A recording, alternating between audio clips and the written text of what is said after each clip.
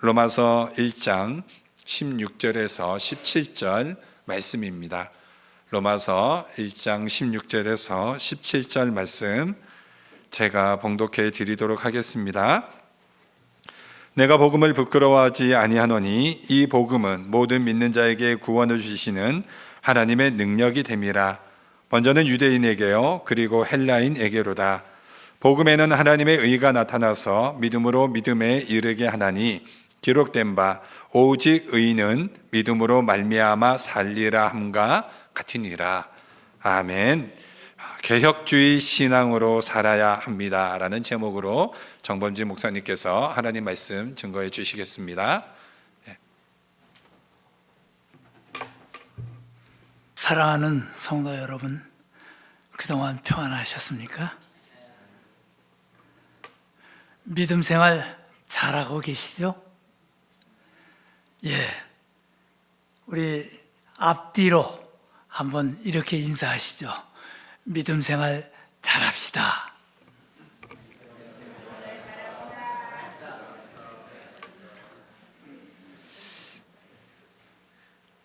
우리가 신앙생활을 하다 보면 때로는 힘들고 어렵고 자꾸 시험에 들 때가 있습니다.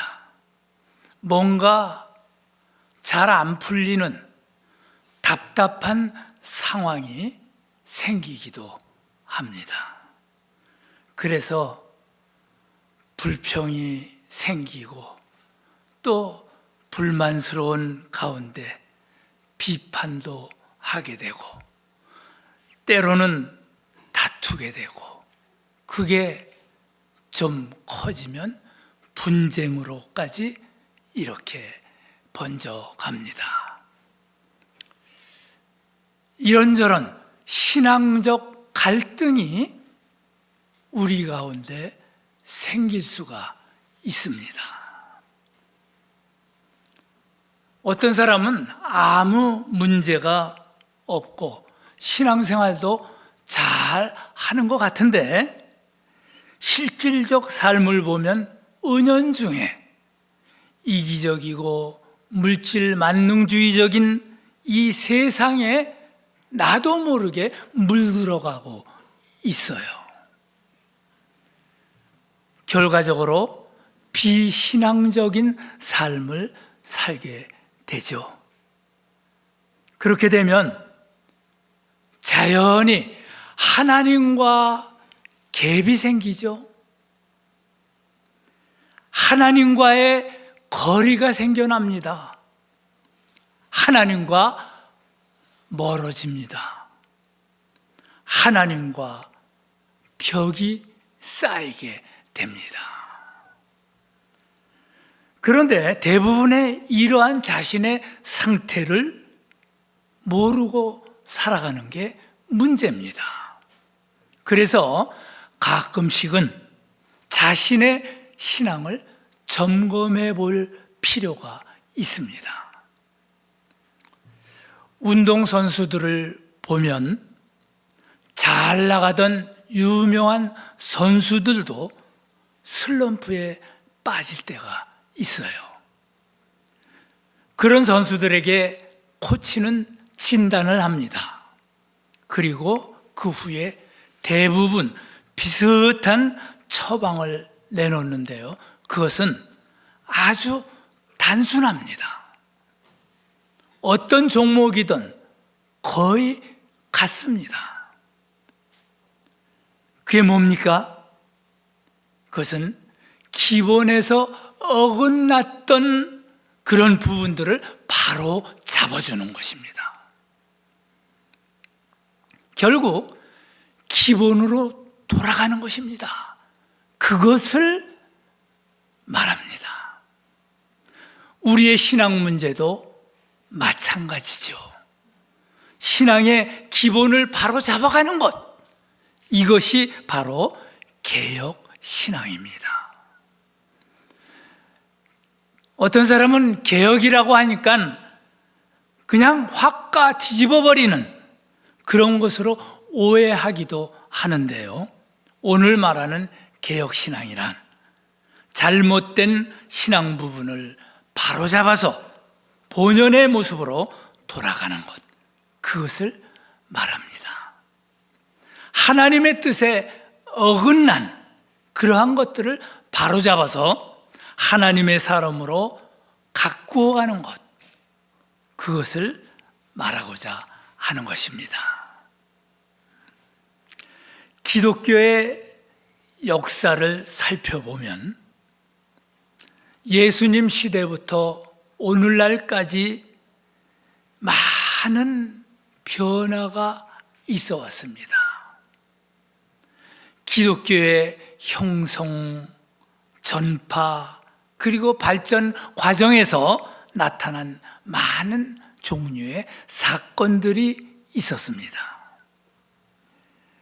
그로 인해서 교파도 여러 가지, 여러 종류의 이름을 가진 교파가 생겨났습니다. 그러한 교회 역사를 봅니다마는 중요한 것은 예수님께서 가르치는 신앙이 어느 시점에서 보니 크게 잘못되어 가고 있는 거예요. 그래서 바른 신앙으로 돌아가자, 이런 운동이 일어나게 됩니다. 그것이 종교개혁의 시발점이 되었고, 따라서 개혁신앙이라는 말이 나오게 된 것입니다. 문제가 증폭되었던 시기는 바로 16세기 중세 교회 때였습니다. 당시 교회는 정치와 결합되어서 심하게 타락하고 부패하게 되었습니다. 그래서 마틴 루터라는 사람이 잘못된 신앙에 대한 95개 조항을 지적하면서 목숨을 걸고 신앙 개혁을 부르짖게 됩니다. 물론 그 맥이 여러 사람들을 통해서 있었습니다마는 바로 마틴 루터가 그 종교 개혁을 부르짖으면서부터 놀라운 종교 개혁이 일기 시작했던 것이죠. 오늘 우리는 종교 개혁의 근본 신앙을 상고하면서 우리의 신앙을 마틴 루터가 외쳤던 개혁 신앙 안에 있는가, 이것을 스스로 살펴보기를 원합니다. 바라기는 오늘 말씀을 통하여 여러분 자신들의 신앙을 진단하고, 그래서 개혁되어야 할 부분들이 있다면, 그것이 발견된다면 성령의 검을 통해서 도려내고 다듬어서 참된 신앙으로 온전해지는 저와 여러분들, 우리 모두가 되어지기를 원합니다. 이제 본론으로, 그렇다면 어떻게 해야 개혁주의 신앙, 바른 신앙을 이루어갈 수 있나, 그것이 무엇인가를 구체적으로 3가지 정도를 살펴보려고 하는데요. 첫째로는 개혁신앙이란 하나님의 말씀인 성경으로 돌아가자 하는 신앙입니다. 디모데 후서 3장 16절에 보면 이렇게 말씀합니다. 모든 성경은 하나님의 감동으로 된 것으로 교훈과 책망과 바르게 함과 의로 교육하기에 유익하니, 이는 하나님의 사람으로 온전하게 하며 모든 선한 일을 행할 능력을 갖추게 하려 함이라, 이렇게 말씀합니다. 또한 요한계시록 1장 3절에 보면 이렇게 말씀하죠. 이 예언의 말씀을 읽는 자와 듣는 자와 그 가운데 기록한 것을 지키는 자는 복이 있나니, 이렇게 말씀합니다. 바로 이 말씀이 보여주는 바와 같이 어그러진 나의 신앙을 하나님의 사람으로 온전하게 만들어주는 그 말씀으로 나가야 한다는 것입니다. 곧 성경 중심의 신앙생활, 성경 중심의 삶을 살자 하는 그 운동이 바로 종교개혁 운동이요, 개혁주의 신앙을 사는 것입니다. 당시의 중세교회 로마 카톨릭은 성경의 권위보다는 교권의 권위가 더 힘이 있었습니다.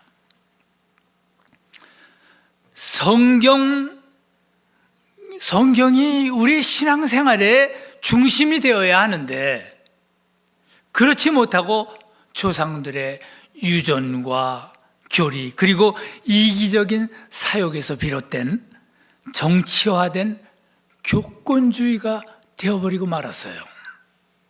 그래서 성경은 뒷전으로 미루고 교권이 교리를 앞세워서 별 이상한 짓들을 합니다.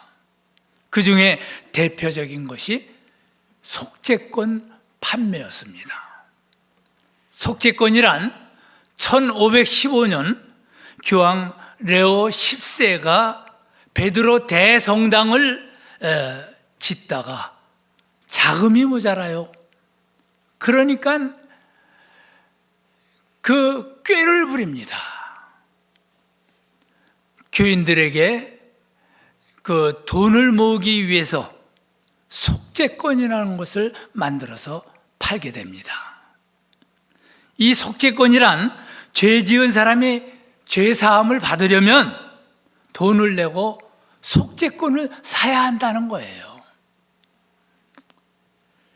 그래야 죄 사함을 받고 천국에 갈 수 있다고 이렇게 말합니다. 뿐만 아니라 그 천주교에서는 사람이 죽으면 바로 천국이나 지옥으로 가는 것이 아니라 잠시 머물다 가는 곳이 있는데, 그들을 위해서 혹시 모르니까 속죄권을 그들의 이름으로 사주면 그들도 천국으로 갈 수 있다는 거예요. 그렇게 해서 속죄권을 만들어 팝니다. 이것은 분명히 성경에 없는 종교 사기꾼들이 꾸며낸 엄청난 죄가 아니고 무엇이겠습니까? 이것은 바로 신앙의 타락을 보여주는 그러한 모습입니다. 마틴 루터는 이것을 그냥 보고만 있을 수는 없었어요. 그래서 루터는 하나님의 말씀을 붙들고 성경으로 돌아가자, 종교 개혁의 깃발을 높이 들었던 것입니다.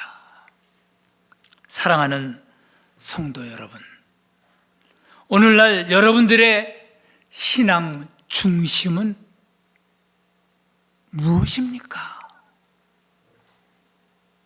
하나님의 말씀인 성경이 우리의 신앙 중심이 되어야 하는데, 그 자리에 혹시 다른 것들이 뿌리를 내리고 있지는 않는지요? 우리 성도는 언제나 무엇을 하든지 간에 먼저 내 생각이, 내 결정이, 내 말이, 내 행동이 과연 이것들이 하나님의 말씀에 합당한지, 하나님 보시기에 옳은지, 이것을 먼저 생각해야 합니다. 성경 말씀에 혹시 거스르지는 않는지, 이것을 반드시 생각하며 살아야 합니다. 이것이 바로 개혁 신앙입니다. 우리는 그렇게 개혁신앙으로 살 때 바로 그 사람은 바른 신앙생활을 한다, 이렇게 말할 수가 있는 것입니다. 뿐만 아니라 그렇게 살면 형통한 삶을 하나님께서 약속하십니다. 성경은 살아있는 하나님의 말씀입니다. 성경은 생명력이 있습니다. 성경은 하나님께서 베푸시는 놀라운 축복이 우리들에게 주어지는 지도나 마찬가지입니다. 그렇기 때문에 다른 것은 다 포기할지라도 성경 말씀은 포기해서는 안 됩니다. 다른 것은 다 변해가지만 하나님의 말씀은 절대로 변질시켜서는 아니 됩니다. 이것이 얼마나 중요한지 모릅니다. 오늘날 교회가 성경을 신앙 중심의 지표로 삼지 못하고 있는 것이 얼마나 답답한지 모릅니다. 너무나 세속화됐어요.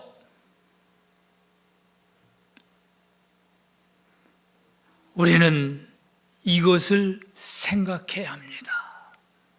개혁주의 신앙은 하나님의 말씀인 성경으로 돌아가야 한다.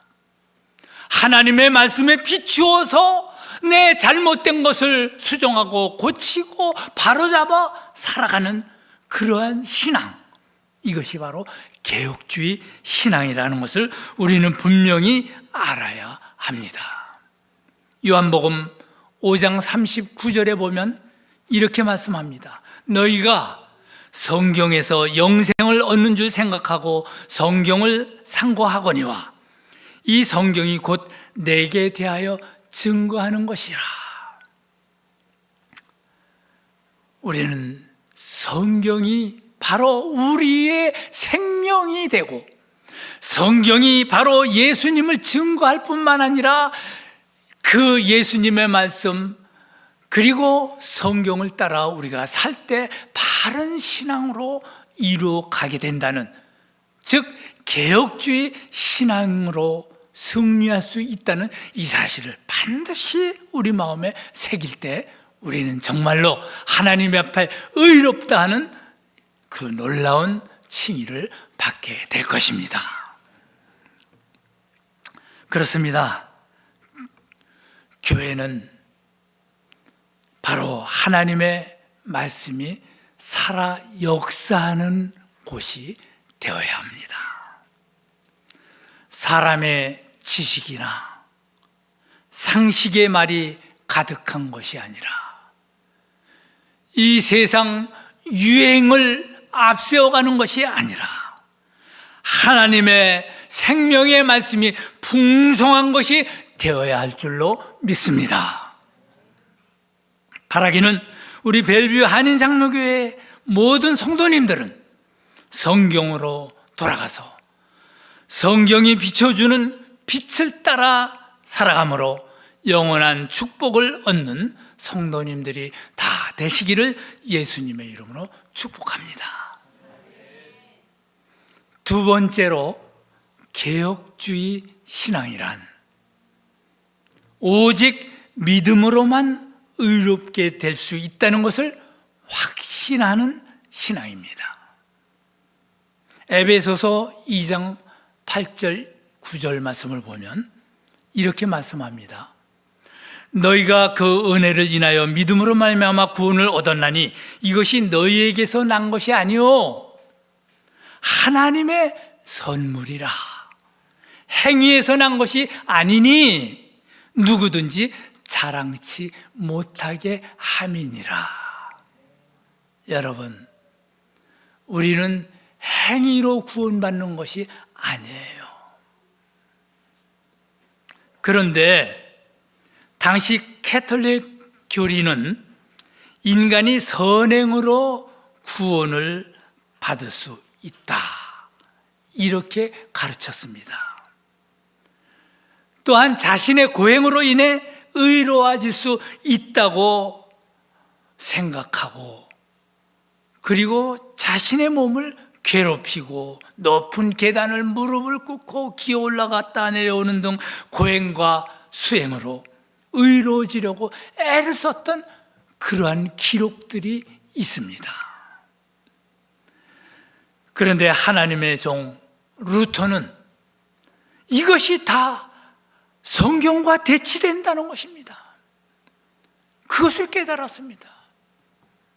그리고 오늘 함께 읽은 말씀 로마서 1장 17절 말씀을 붙들고 인간이 의로워지는 것은 자신의 수행이나 고행에 의해서 되는 것이 아니라 바로 믿음으로 되는 것이다. 믿음으로 의인이 된다. 믿음으로 의롭게 된다. 이렇게 주장했던 것입니다. 오늘 본문의 로마서 1장 17절의 말씀을 다시 볼까요? 뭐라고 말씀합니까? 복음에는 하나님의 의가 나타나서 믿음으로 믿음에 이르게 하나니 기록된 바 오직 의인은 믿음으로 말미암아 살리라. 타 종교와 기독교와의 근본적인 차이가 무엇이냐면 바로 구원관입니다. 타 종교의 구원은 인간의 노력이나 공로로 가능하다는 것입니다. 그러나 하나님의 말씀인 성경은 뭐라 말씀합니까? 오직 예수 그리스도를 믿는 그 믿음으로만 구원이 가능하다. 왜? 행위로서는 자랑할 수 없나니 그 자랑거리로 우리가 신앙생활을 하는 것이 아니라 이겁니다. 그러니까 내가 오래 신앙생활을 했고 교회에서 중요한 직분을 맡아서 뭘 좀 한다고 너무 자랑스러워하지 말라.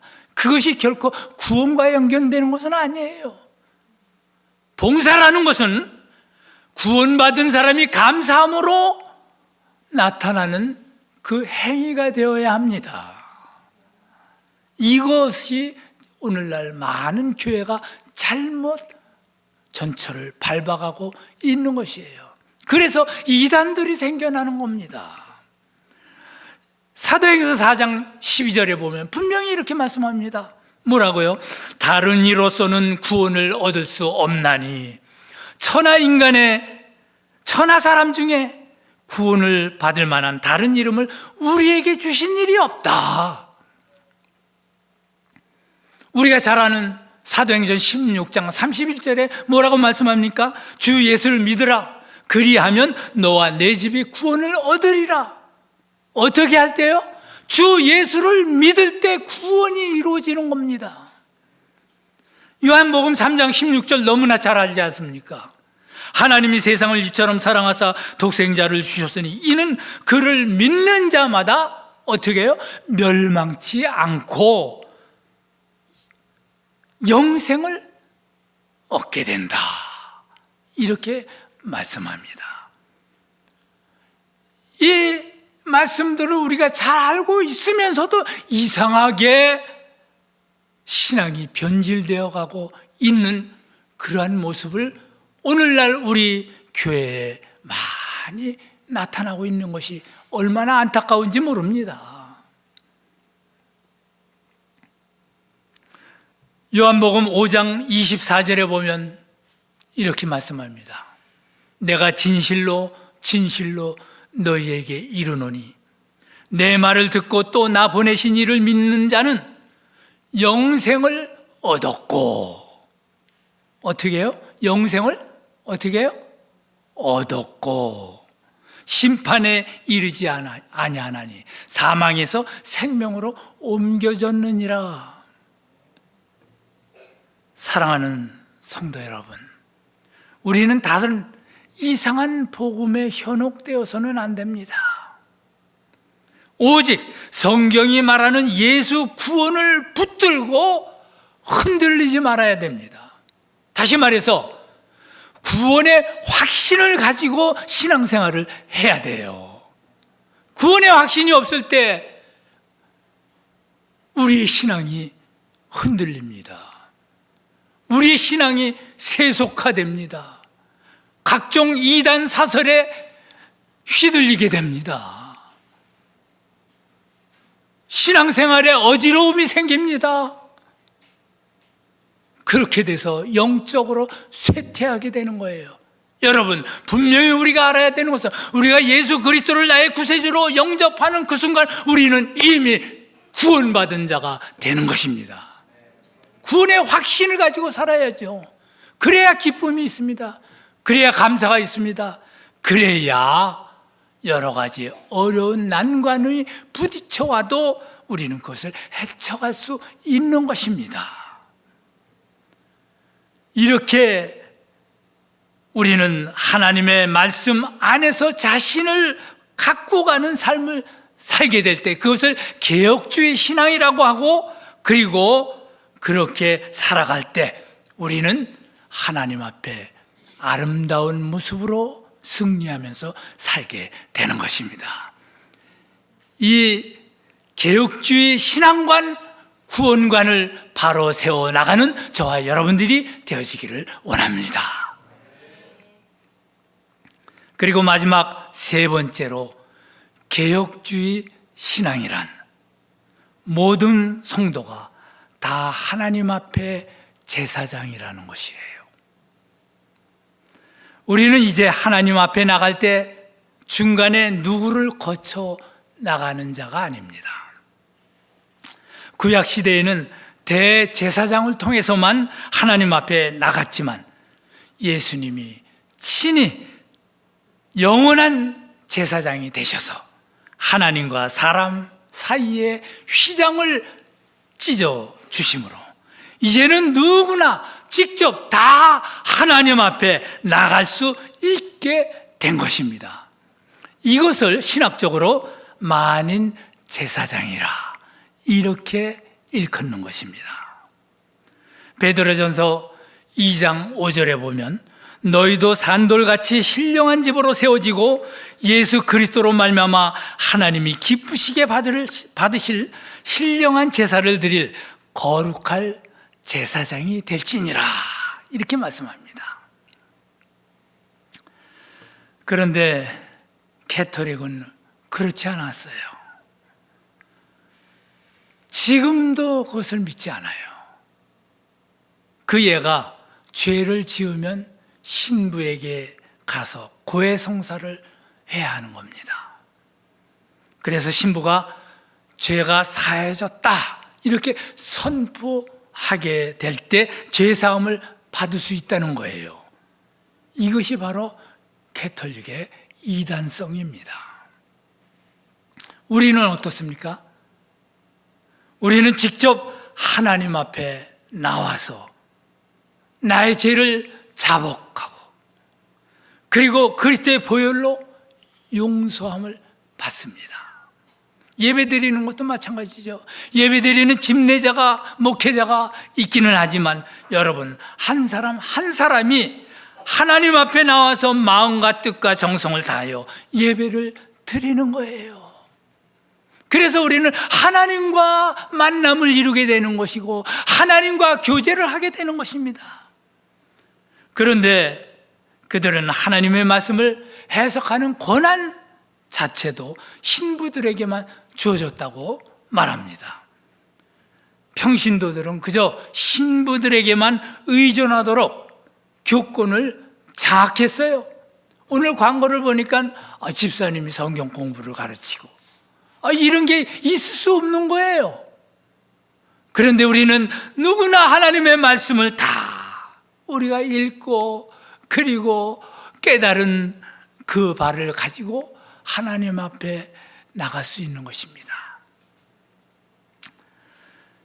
참 오늘날의 교회 모습을 보면 교권주의, 자기 신앙 중심적인 모습, 그리고 분파주의, 그리고 형식주의, 세속주의 등등 개혁해야 될 부분들이 너무 많습니다.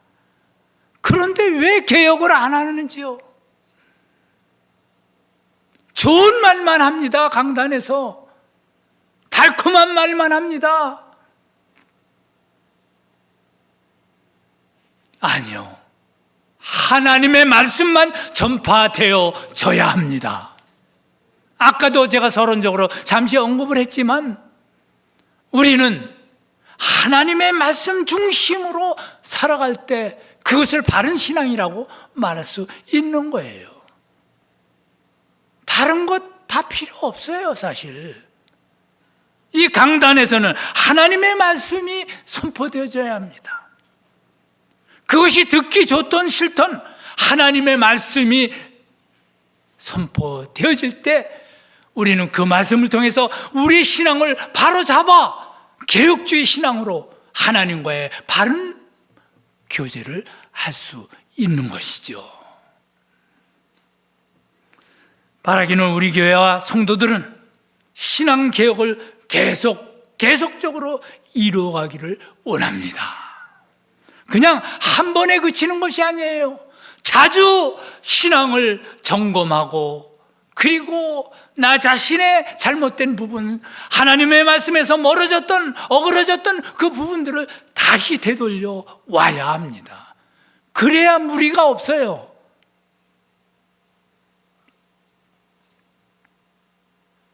성경 말씀과 일치하는 삶을 온전히 사는 저와 여러분들이 되어지기를 원합니다. 무엇에도 구애받을 필요 없습니다. 우리는 하나님 앞에 나왔으면 마음껏 찬양하고 진솔한 기도로 하나님과 대화하고 뜨거운 마음으로 인격적인 예배자가 되어야 합니다. 왜? 우리는 만인 제사장입니다. 우리는 누구나 하나님과 교제할 수 있는 자격자들입니다. 이것을 알아야 합니다. 어떤 권위주의적 그러한 모습에 우리는 속아 넘어가서는 아니 됩니다.